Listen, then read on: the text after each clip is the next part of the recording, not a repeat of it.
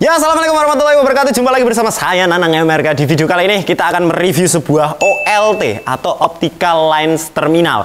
Ini adalah OLT dari Hyoso. Hyoso 2 port 2 SFP ya teman-teman. Untuk tipenya adalah HA7302CS. Ini adalah OLT yang paling terjangkau di deretan OLT yang lain. Jadi kemarin waktu saya beli, saya survei OLT dan yang paling murah adalah Hyoso untuk tipe ini dan edisi ini. Nanti link pembeliannya saya kasih di link deskripsi di bawah, karena ini edisi dan serinya banyak sekali. Untuk yang sama persis di video ini, linknya ada di bawah link pembeliannya. Dan mungkin teman-teman pasti akan banyak yang komentar di kolom komentar di bawah, alah Hyoso welek, Hyoso bosok, Hyoso tek listriknya mati, port SFP ini harus dicabut colok, Hyoso port SFP ini panasan. Saya sering sekali untuk diundang di SMK dan juga SMA, dan apa yang saya katakan kepada mereka, kata-katanya Monkey D. Luffy, pelaut yang hebat itu tidak terlahir dari ombak yang tenang, kawan. Ombak yang tenang. Semakin kita sulit untuk mendapatkan cewek itu, semakin kita sulit untuk melepaskannya. Kata-kata enakan ini kan jadilah wanita yang nakal. Kalau Anda pengen OLT terus belimu ZTE, Ubiquiti, HSGQ yang harga 10 juta ke atas, waduh, terlalu tenang ombaknya. Tapi ketika Anda berhasil mengatasi masalah-masalah yang muncul di OLT entry level termasuk Hyoso, wah, piye, semakno lur. Anda dijamin sangat cerdik, sangat cerdas, pintar, dan improvementnya banyak. Jadi begitu ada alat-alat yang saya sebutkan tadi, Anda itu siap begitu. Dan mungkin saja, jangan-jangan loh, jangan-jangan Hyoso itu jelek di tanganmu, bosok di tanganmu, tapi di tangan Nanang MRK belum tentu. Karena kita itu tukang ngoprek ya. By the way, aku ngomong ini gak di-endorse Hyoso loh, itu dewe rek sementenan buah ini loh Hyoso. Kalau teman-teman membeli Hyoso HA7302CS ini, nanti di paket pembeliannya teman-teman akan mendapatkan OLT-nya sendiri, OLT Hyoso-nya sendiri, dan kemudian adalah adapter power AC-nya. Dan kita juga dapat mounting untuk menempelkan si OLT ini ke rak server kita ya lur ya. Dan dia itu 1U ya untuk holdernya, jadi cukup lengkap. Biasanya sih kalau kita beli OLT sekaligus beli SFP-nya juga, dan kebetulan saya juga beli SFP-nya juga. Nah, untuk Hyoso edisi ini, tipe ini HA7302CS yang ini, yang saya suka adalah di bagian powernya teman-teman. Jadi di bagian belakang ini kita ada dua opsi untuk mempower si Hyoso ini. Yang pertama menggunakan AC power, jadi pakai soket AC. Yang kedua pakai soket DC, dan soket DC-nya pun ini juga sangat fleksibel sekali. Dia ada 2 plus dan ada 2 minus, jadi dia bisa menerima dua sumber listrik DC yang berbeda. Di mau kita tancapkan di aki bisa, ditancapkan di adapternya juga langsung juga bisa. Kemudian ada groundingnya juga dan ada fan-nya juga di bagian belakang. Untuk materialnya ini semuanya besi ya untuk Hyoso ini, dan semuanya banyak sekali lubang karena memang OLT itu panas ya kalau dia sedang bekerja. Walaupun aslinya aku rada males sih nge-review OLT, tapi terpaksa lah karena banyak yang request. Bariki apa meneh? Bawaan topologi FTTH, FTTE, aduh, pusing rage. Untuk Hyoso ini di bagian depannya ini ada tombol reset di bagian paling kanan, kemudian ada MGMT port atau management port. Ini management portnya pakai RJ45 LAN, masih fast Ethernet. Jadi ini adalah port yang kita gunakan untuk mengkonfigurasi Hyoso-nya. Jadi Hyoso-nya hanya bisa dikonfigurasi lewat MGMT port ini. Kemudian ada uplink 1 dan juga uplink 2. Untuk uplinknya ini dia sendiri combo ya teman-teman. Jadi ada dua pilihan untuk kita bisa masukkan internet. Yang pertama dari Ethernet gigabit, terus yang kedua dia combo dengan SFP port, dan ini sepertinya SFP transceiver. Jadi kalau misalkan teman-teman pakai switch atau kita punya HTB media converter yang dia pakai SFP juga kayak gini, kita juga bisa mengalirkan internetnya langsung masuk ke Hyoso ini melalui uplink satunya. Dan nanti kalau kita sudah pakai SFP, LAN-nya tidak berfungsi. Jadi salah satu saja kita gunakan. Uplink 2-nya sama, combo dia. Kemudian ada PON 1 dan juga PON 2. Masing-masing PON, satu buah PON ini di Hyoso ini bisa menampung sampai dengan 128 klien atau 128 ONT. Jadi itu cukup banyak. Totali ada dua, berarti Hyoso ini bisa menampung sampai dengan 256 klien. Itu sangat banyak sekali dan harganya sangat murah. Itu bahkan jauh lebih murah daripada UKT UIN ketika sudah ada fakultas kedokteran. Ini kan larang nih. Nah, ini harganya jauh lebih murah dari UKT UIN, coy. Dia Epon ya. Untuk tipe Hyoso 2 port SFP ini dia Epon. Jadi ada dua, ada Epon dan juga Jipon. Perbedaannya apa, Mas Nanang? Sebenarnya perbedaannya itu sesimpel ini. Kalau Jipon itu istilahnya, gampangnya ya. Kalau Gpon itu dia kayak gigabit gitu. Kayak kalau Ethernet itu gigabit, kalau Epon dia itu masih fast Ethernet. Jadi cuman transmisi data dan sinyal. Selebihnya semuanya sama. Cara kerjanya sama, anunya semuanya sama. Dan juga perbedaannya ada di ONT yang disupport. Walaupun perbedaannya tidak sesimpel itu, tapi yang perlu Anda pahami hanya itu. Nah, sebelum kita nyalakan si Hyoso-nya ini, kita akan coba tancapkan untuk SFP-nya. Dan di sini saya membeli SFP juga. Di sini saya pakai SFP dari Joling ya, teman-teman. Joling Epon SFP PX20 ini dia besarannya 8 dB. Biasanya sih untuk OLT kayak gini tuh ada 7 dB, 8 dB, 9 dB atau mungkin yang lebih besar lagi. Kalau misalkan mau masif lagi, kita bisa pakai SFP yang jauh lebih besar lagi dB-nya. Kalau normalnya dia di 7 dB, 8 dB, 9 dB. Dan ini saya aslinya mau beli Hyoso juga, cuman nggak ada, adanya Joling, ya sudah kita pakai aja. Untuk teman-teman yang nggak bisa masang SFP-nya, jadi cara masang SFP-nya gampang banget.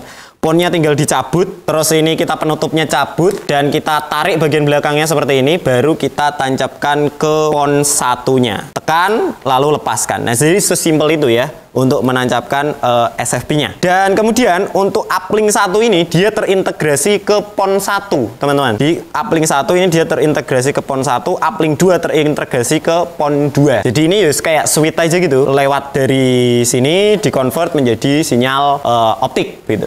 Oke, setelah itu kita akan coba nyalakan si Hyoso-nya. Dan aslinya aku rada males. Nanti Anda akan tahu kenapa saya males banget mereview OLT. Oke, sekarang kita akan nyalakan si Hyoso-nya. Biuh, banter suaranya ini. Wih, so gue kipasan nih.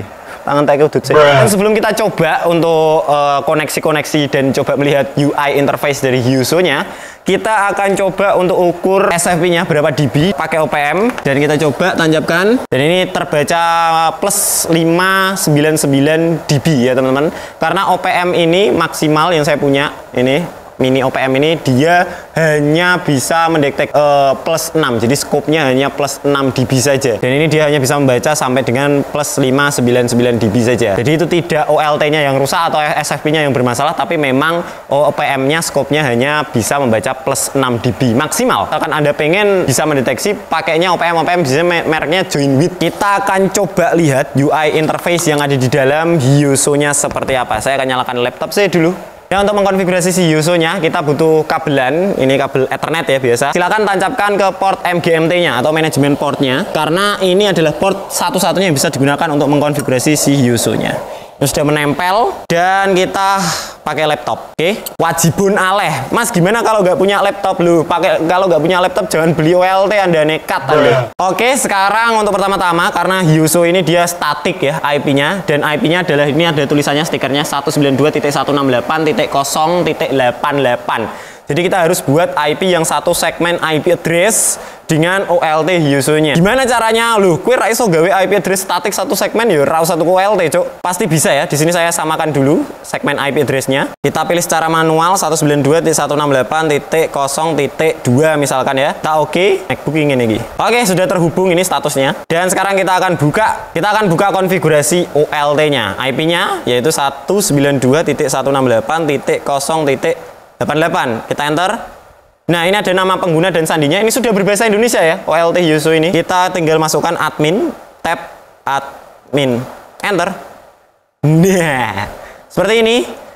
Ada tulisan welcome begitu. Ini juga ada language-nya kalau misalkan teman-teman mau pakai bahasa Inggris, di sini English ya adanya. Epon Management System HA7302 CSM ya. Seperti ini, hanya konfigurasinya seperti ini ya. Sistem, terus kemudian OLT management, ONU, port config, VLAN config, bandwidth dan yang lain-lain.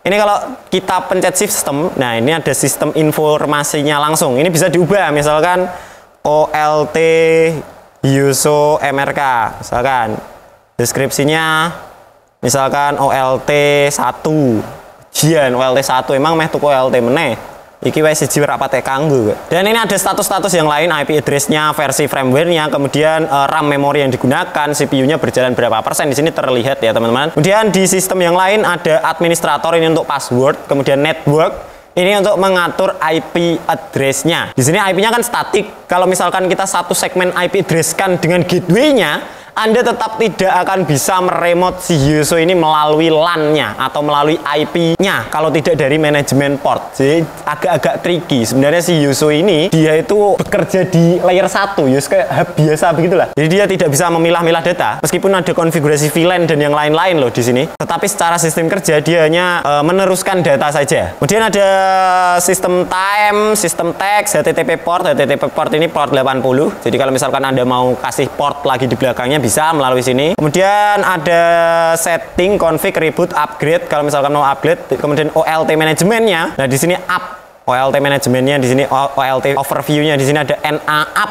MAC address-nya ini adalah SFP1. Kalau misalkan kita tambahkan SFP lagi di port 2-nya akan terbaca juga di sini. Ini nanti dioperasiin di dalamnya. Kita bisa reboot, enable, disable, restore, uplink, uplink isolate atau mungkin uplink switch di port itu. Kalau misalkan kita mau mereboot PON-nya. Jadi bisa kalau di OLT seperti itu. Kemudian CTC, ada OLT bridge dan juga ada OLT authentication mode-nya. Ini bisa diatur out mode-nya atau autentifikasinya. Kalau misalkan teman-teman biasanya ya di sini ada no out, kita bisa masukkan MAC atau CTC MAC. Jadi biasanya ada lagi yang namanya SN. Jadi kalau misalkan Anda tancapkan si OLT itu ke ONT atau router-router semacam ini, ONT seperti ini ya, kita itu bisa mendaftarkannya dengan autentifikasi ini. Jadi misalkan saya tidak mau router itu bisa diganti, kita tinggal daftarkan MAC address-nya. Atau biasanya ada yang namanya SN atau serial number routernya. Itu yang digunakan ISP besar kayak IndiHome, Business. Itu pakainya SN dia. Jadi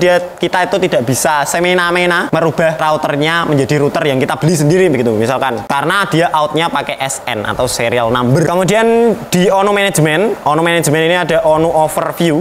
Dan di sini nanti kita bisa melakukan monitoring ONT atau ONU yang terkoneksi ke Yuso-nya itu bisa dilihat di sini. Jadi ada statusnya nanti sinyalnya bagaimana, redamannya berapa, nanti bisa terpantau semuanya di sini. Paling sih hanya itu sih, search ONU ini untuk mencari ONU tertentu dengan MAC address tertentu. ONU authentication ini ya menu autentifikasi tadi. Ada port config juga. Di port config ini untuk mengatur gigabit Ethernet-nya. Karena Yuso ini dia manual ya. Jadi kita kalau misalkan tancapkan yang tidak gigabit dia tidak akan membaca. Nah, konfigurasinya ada di sini. Yang paling sering dijangkau adalah ini sih, ONU manajemen paling. Untuk mengecek siapa saja yang terkoneksi, redamannya berapa, dan ada masalah apa. Pertama kali kalau maintenance pasti yang dicek ini. Kemudian ada VLAN config. Nah, di sini dia bisa VLAN, tetapi adalah VLAN satu saja di masing-masing uplinknya. Dan tidak ada tag dan juga untagged. Jadi dia kerjanya itu di layer 1 Yuso ini. Bukan layer 2, bukan layer 3. Kemudian ada bandwidth config. Misalkan kita mau kasih melakukan limitasi atau QoS dari si Yuso ini, udah menunya sesimpel itu. Karena sebenarnya pakai OLT itu, apalagi yang Yuso kayak gini tuh nggak ada konfigurasinya men, langsung saja tancap colok. Oke, di sini saya akan coba, kita akan coba si Yuso ini apakah bisa mentransmisikan data dengan baik ke ONT semacam ini ya, atau router ONT semacam ini. By the way ini routernya busuk, ini bekas ya men. Kita akan coba dulu, saya akan coba split sinyalnya. Karena ini redamannya terlalu bagus, yaitu +8 langsung masuk ke ONT. Ini terlalu bagus untuk bisa diterima ONT ini. Biasanya dia akan tidak bisa connect, atau kalau enggak dia bisa rusak. Kalau yang paling parah dia bisa rusak. Jadi kita harus redam dulu sampai kita mendapatkan redaman ideal di sekitar minus 10 ke atas lah biasanya kalau saya. Sekarang saya akan coba split terlebih dahulu. Nah ini loh, sing aku males gawe konten OLT iki ya ngene iki, tapi ya piye meneh. Dur, ada petcore cah. Oke, ini dari PON Yuso-nya, dari PON satunya, saya tancapkan petcore. Dan di sini saya akan tancapkan ke splitter non rasio ya ini. Jadi kita akan split ke 1/8, ke splitter 1/8, taruh di input, beradak. Oke, coba cek dulu di splitter rasionya kita keluar berapa men? -2. Oke, ini keluar -2 di splitter rasionya, dan -2 ini masih terlalu bagus. Jadi saya akan split lagi ke splitter 1/8 lagi. Inputnya mana ini? Ini loh ruwet. Oke, ini sudah saya split lagi dari 1/8 masuk 1/8. Biar kita coba cek redamannya di 1/8 yang atas. Kita dapat redaman berapa? Min 14. Oke, min 14 masih masuk ini. Min 14 ini sudah bisa kita masukkan ke ONT. Kalau saya ya, kita akan masukkan ke ONT ya. Kita coba. Sekarang saya akan coba konfigurasi dulu Mikrotik supaya kita bisa mengalirkan apakah ONT ini menyala begitu ya. Dan oke, di sini saya sudah menyalakan Mikrotik. Saya pakai Mikrotik aja. Berarti aku pakai Ruiji Gateway, dipakai Mikrotik aja yang lazim lah. Nah, ini saya pakai Mikrotik RB450 GX4. Jadi di sini coba lihat interface-nya.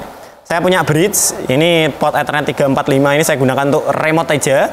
Untuk distribusinya saya pakai Ether 2. Ether 2 inilah yang saya akan gunakan untuk ke Yuso-nya. Jadi ke OLT ini pakai Ether 2 dan ini nggak ada DHCP-nya karena kita akan dial pakai PPOE. Oke, dan di sini PPOE saya sudah bikin profile dengan kecepatan 5 Mbps, IP-nya ini, secret-nya Nanang MRK. Oke, PPOE servernya ini di Ether 2 distribusi merah karena belum kita tancapkan ke Yuso-nya. Dan sekarang kita akan tancapkan ke OLT Yuso-nya ya. Di sini kita tancapkan dari port Ethernet 2 sesuai yang tadi kita rencanakan. Oke, karena ini berada di PON 1 ya, karena ada di PON 1, jadi kita masuk ke uplink 1. Nah, ini karena sudah gigabit, sama-sama gigabit, teman-teman. Jadi nggak ada kendala ya, karena RB450 GX4 ini dia sudah gigabit. Dan ini masih belum terlihat status apa-apa ya di active connection, belum, karena memang belum ada routernya. Dan di Yuso-nya juga nggak ada konfigurasi apa-apa. Ini Yuso-nya benar-benar tidak saya konfigurasi ya, langsung plug and play aja modelnya. Dan sekarang saya akan nyalakan ONT-nya. Oke, saya konfigurasi PPOE-nya sesuai dengan username dan password yang sudah saya buat di sini. Jadi nggak pakai VLAN-VLAN-an ya. Swen. Wah, mejoku ruwet kayak kabel. Oke, ONT sudah menyala. Ini saya pakai merek Huawei, teman-teman. Ini Jipon. Untuk tipenya adalah Huawei HG8245H. Ini dulu bekas IndiHome kalau nggak salah. Zaman kapan? Belum ada dedicated. Jadi saya pakai aja routernya. Sebenarnya dia nggak bisa karena firmware-nya sudah saya kulik-kulik dan diperbarui. Jadi dia support untuk Yuso ini. Dan ini ponnya menyala. Coba lihat ponnya, teman-teman. Ini menyala merah-merah berkedip seperti ini ponnya. Dan sekarang saya akan coba tancapkan ke ODP ceritanya. Ya. Dan ini saya tancapkan ke bagian ponnya ya, di bagian bawah ponnya. Langsung berkedip hijau. Seketika itu juga karena redamannya sangat bagus ya. Dan kita coba lihat di bagian active connection. Nah, ini coba lihat bagian active connection toh, langsung PPOE Nanang MRK. Beres lah, kedetek ya. Jadi ini dia terbaca di Yuso-nya. Nah, ini sekarang kita akan coba cek Yuso-nya akan ada status seperti apa lah. Ini saya pindah dulu ya ke port manajemen yang ada di Yuso-nya. Nah, ini di dalam Yuso-nya lagi teman-teman, kita ke ONU manajemen coba. Nah, di sini akan terbaca PON satunya, ID-nya ONU total 1 online, 0 offline. Jadi ada 1 ONT atau 1 ONU yang terkoneksi ke Yuso-nya. Dan Yuso-nya membaca, kita klik that. Nah, terbaca. Dia dapat redaman min 15. Oke deh. Di redaman di OPM 2 ini naik jadi min 15 di sini. Karena memang petcore juga berpengaruh, tuk-tukan kabel juga sangat berpengaruh. Jadi Anda itu jangan sekali-kali duit-duit terus tuku OLT karena OLT ini ilmunya tinggi, men. Saya mungkin 4 tahun baru bisa berani memegang OLT ini. Ini statusnya up ya, bisa dilihat ini statusnya up. Kalau saya cabut petcore-nya, ponnya loss, di sini ponnya loss, warna merah. Kita coba refresh di Yuso-nya, jret satu, nah dia terbaca, statusnya down, oke? Jadi ONU-nya sudah terbaca di Yuso-nya. Jadi sangat enak sekali ngecek mana yang mati, mana yang menyala melalui OLT, itu sangat enak sekali. Dan redamannya berapa, semuanya bisa dipetakan dengan mudah kalau kita pakai OLT. Oke, ini di redaman minus 13 ya. Ponnya loss ya, tandanya merah kalau pon loss.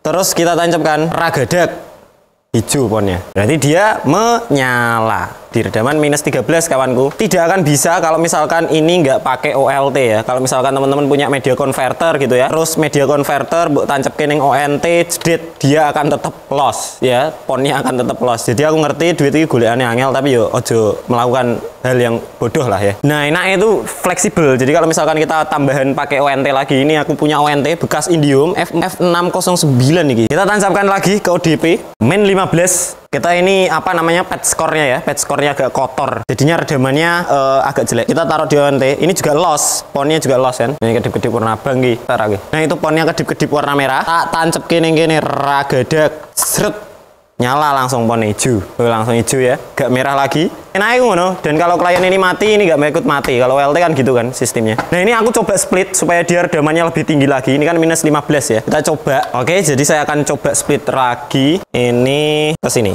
Inputnya harusnya sini sih. Ragadak, jret. Oke, Kira redamannya piro ini? Cuman 3 tumpuk ini. Masih nyala ponnya. Ini kita dapat redaman minus 26. Oke, ini redamannya bisa dilihat. Ini minus 26. Dan kita coba tancapkan di pon. Bagian ponnya los ya. Ini redaman minus 26. Apakah Yuso masih bisa minus 26? Masuk ke sini. Ragadak. Nyala pon nih. Minus 26 masih bisa Yuso. Jadi mungkin toleransinya di sekitar minus 26 ini mentok ini. Cuma macam-macam gue. Ya mungkin toleransinya di batasnya maksimal mungkin di sekitar minus 26. Jadi sebenarnya kalau misal 28 masih bisa yuk. Bisa tapi jangan dipakai 28 ya. Minus 26 mentok ya. Mungkin sekian itu saja review saya tentang Yuso 2 port 2 SFP ini. Nanti kalau misalkan ada yang ditanyakan silahkan tanya di kolom komentar di bawah. Atau misalkan ada saran kita habis ini mau bahas apa, silahkan komen juga di bawah. Dan saya tidak bisa menjawab semua ya. Kalau misalkan sudah saya bahas di video saya yang lain, yuk ngapain saya jawab begitu. Dan itu saja, saya Nanang Amerika. Kalau ada tutur kata yang salah, saya mohon maaf. Jangan lupa like, subscribe. Wassalamualaikum warahmatullahi wabarakatuh.